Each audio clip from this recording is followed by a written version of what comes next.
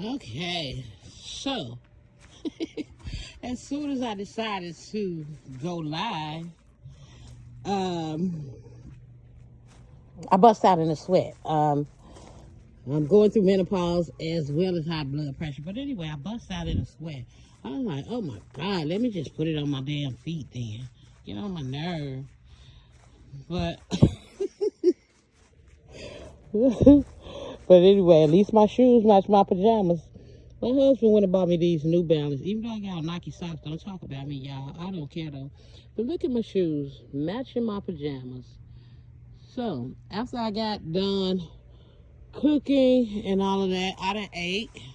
That was my first meal of the day that I eaten. I air fried some chicken wings. I fried some gizzards, some chicken gizzards.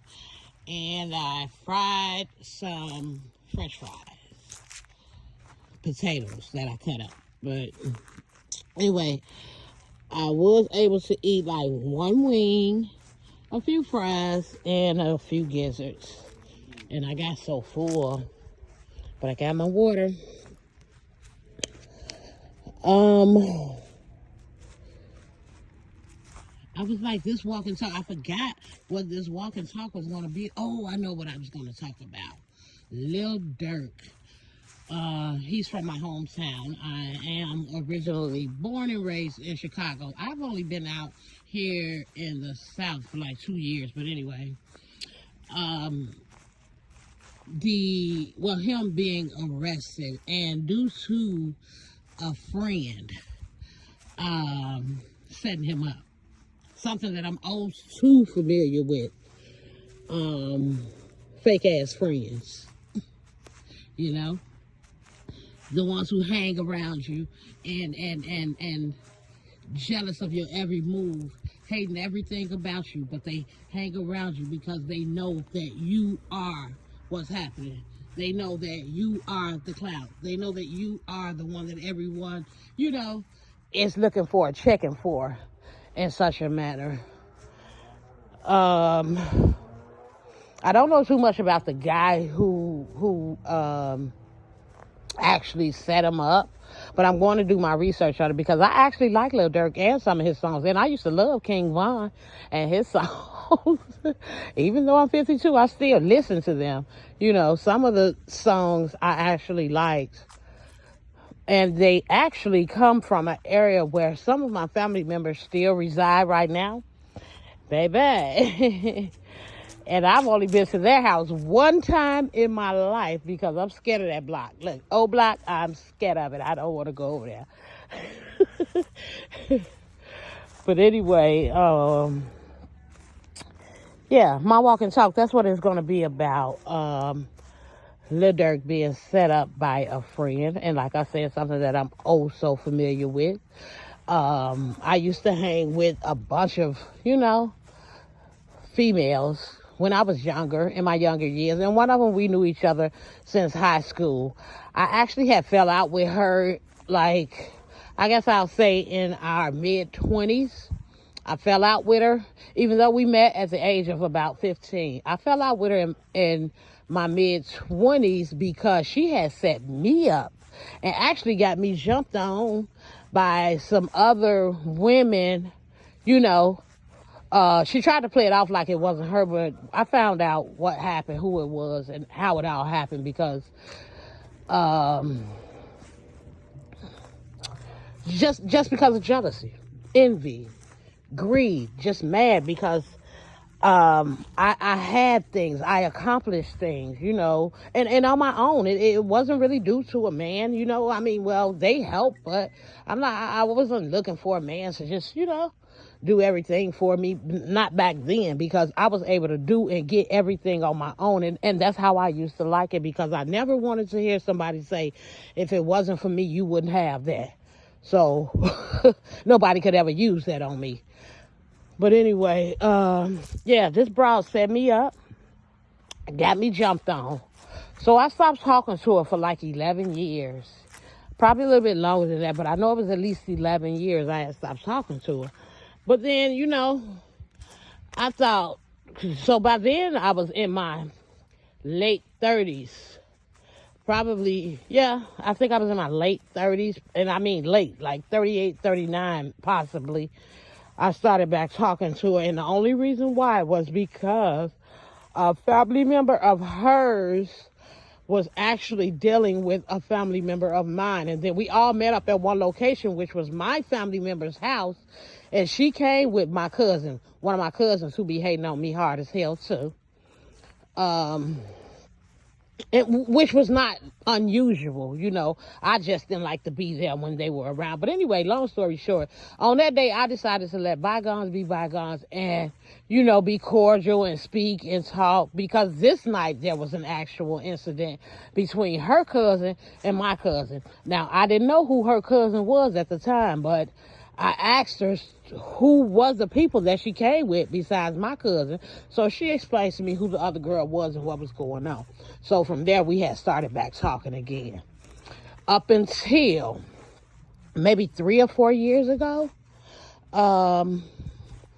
when her daughter, now I was on Facebook, well, actually my husband did a video of me about 3 or 4 years ago, opening up a gift, a Christmas gift. Like, we buy each other gifts and then we let the other person open up one at least before Christmas. So this particular gift came. I had been asking for this. Well, yeah, it was something similar to what I was asking for. But anyway, so I get the gift. I open it up, you know, and I'm excited because it's almost what I wanted. It'll suffice, put it like that, for what I asked for. And this girl's daughter, who I've been knowing since before she was born, actually, from the womb, anyway, had the nerve to try and write a subliminal post on her page saying something like, people not used to something, or something to that effect. And baby, I had to go in and let that little broad know, because, baby, before you were born, your mama didn't ever have nothing. She always depended on me and looked around for me to do everything because she did not have nothing. Second of all, I'm used to everything. I get everything. And that act that you saw, or that emotion that you saw, because it wasn't an act, but the emotion that you saw was gratitude. I was grateful that I had gotten a gift. Period. You know, so that's just how I show my gratitude. It's not that I'm not used to nothing, because you yourself, you know how I live. You've seen how I live. You've seen where I live. And vice versa. I know how you live. I've seen how you live. I've been there for a long time. I was there before you were actually born. So you all, you and your mother are the ones who are not used to nothing. So, I mean, it's a lot I can say about this. It's a lot I can say. Because you saying that I'm not used to nothing, but maybe your mama putting stories in your head that's not the true story. Because ask your mama who was the first one to ever pay for your grandmama to babysit you. It was me. It was me, because your mama didn't have no money back then, and I was a teenager then. I was a teenager. And I was paying your grandmother to babysit you so that your mother can go outside with me. So who not used to nothing?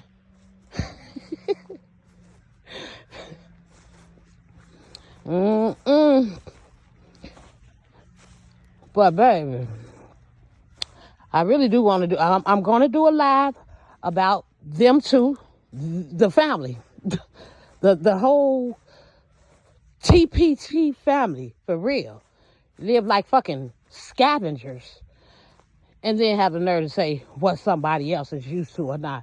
And let me stop raising. I think that's another part of why my blood pressure has been going up too, because I be wanting to get my lick back with these people so bad. But then I look at them like, y'all already down low. You already down there. You already down there. And I only should be reaching down to lift people up, which is what I've done with this family since I've known them.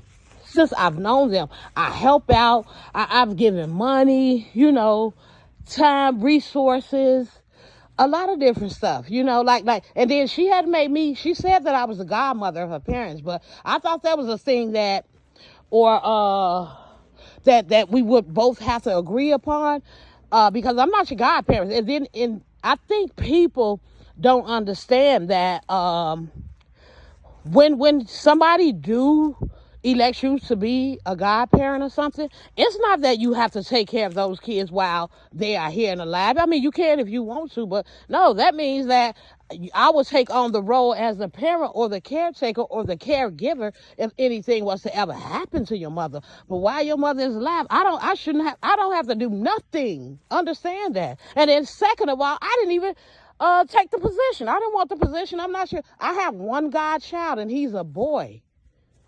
And he's only about 6 years old now. This girl is late 20s, early 30s with a whole bunch of kids. Girl, please. Not like that guy, but boo. I'm not your guy, nothing. I'm not even your friend. And it pissed me off because I'm like, the audacity of this little bra. Who do you think you are? Your mama been telling you the wrong stories or the saddest. I don't know what your mama been telling you, but baby, hey, that ain't what it was. That ain't what it was. Your mama was dogging my trail all my life. All my life. Ever since she knew me, trying to figure out how I do this and how I do that. How I got this and how I got that. And she still couldn't do it. I tried to show her. And she still couldn't do it. So, it's not me that's not used to nothing because I have everything that I've ever needed and or wanted. Everything. Now, if you want to do a challenge on who got what, we can do that. And I promise you I'm going to blow you out the box. You and your mama, both of y'all can put up just against me. Both of y'all can put up y'all stuff against just one little old me. And watch me blow y'all out the box. Period. But anyway, see, I think that just raised my blood pressure talking about these clowns. But the Lil Durk situation made me kind of think back to that. And that's what I say about us cancers. We could be to let something go or forgot about it, But then at some point or if some instance come about, we'll think about what happened to us or what people did to us. And then it re-triggers you.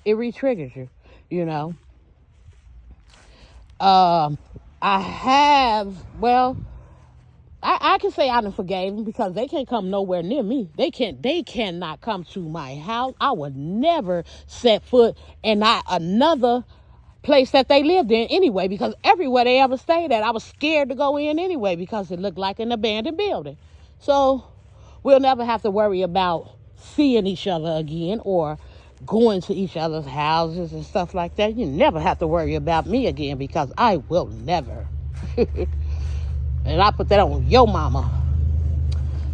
But anyway, like I was saying, and then see, I get riled up and then I go back down. I get riled up and then I go back down. Because I really just want to let this girl know you can't fuck with me on no level. Not no levels. For real. You or your mama. Both of y'all combined cannot touch me on no levels. But anyway, that's past my 10 minutes. I'm actually at 13 minutes and 45 seconds. So I'm going to give it a 15-minute walk because this will be the last one of the day. This is actually my third one. The second one I did inside the house. I did have my timer on. And I was back and forth in the house walking around cleaning up anyway. So I did my second one inside the house. So this will be my third 10-minute, well, actually it's past 10 minutes, but my third 10-minute walk of the day. So I'll come back tomorrow with more walks and talks. Hopefully, I need to research what's going on with Lil Durk, though. Because if my conversation is not about Lil Durk, I really don't want it to be about those big back broads. But,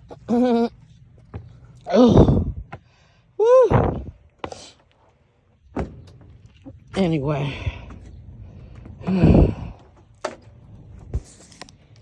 Until tomorrow.